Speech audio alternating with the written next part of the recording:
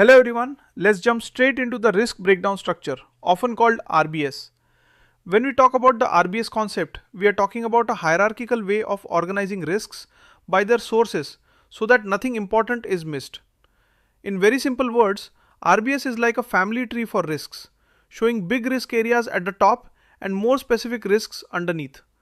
You've probably seen this at the office. When problems are arranged clearly, discussions become calmer. I've seen teams argue for hours about risks until they drew an RBS on a whiteboard and suddenly everyone agreed. Stay with me here. RBS brings structure to messy risk conversations. So now that we understand what RBS is, the next question is why this structure is so useful. That takes us straight into its purpose. The main purpose of the RBS is to help teams identify risks in a complete and organized way. In everyday English, this means it acts like a roadmap so you don't forget entire areas of risk. Let's break this down together.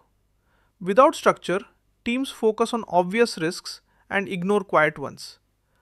I once reviewed a project where all risks were technical, at least on paper. Later, an organizational issue caused major delay. With an RBS, that blind spot could have been avoided.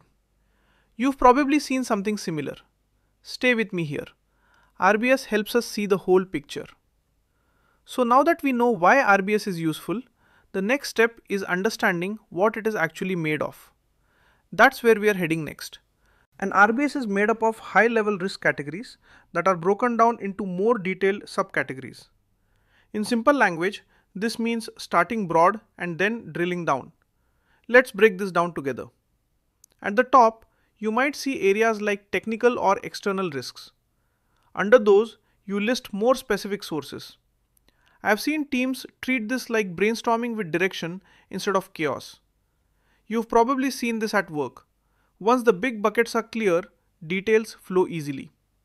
So now that we understand the structure of RBS, the next question is how it is actually used during risk identification sessions. That brings us into practical usage. During risk identification, the RBS is used as a guide to systematically explore each risk area. In everyday English, this means the team walks through the structure and asks, what could go wrong here? Stay with me here. This simple question is powerful. I've facilitated sessions where the RBS revealed risks no one had thought about for months. People often say, oh yes, that could happen too. You've probably experienced this moment of realization. So now that we understand how RBS is used, the next step is seeing how it helps beyond identification, especially in analysis and reporting. That's our next stop. The RBS also helps in analyzing and reporting risks by showing patterns and concentrations.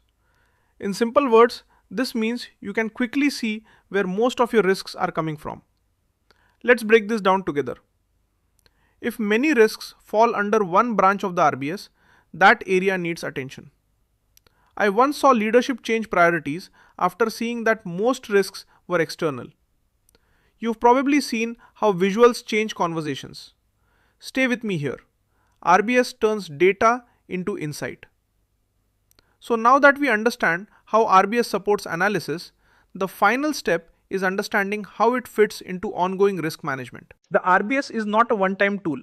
It supports continuous risk management throughout the project. In everyday English, this means it evolves as the project evolves.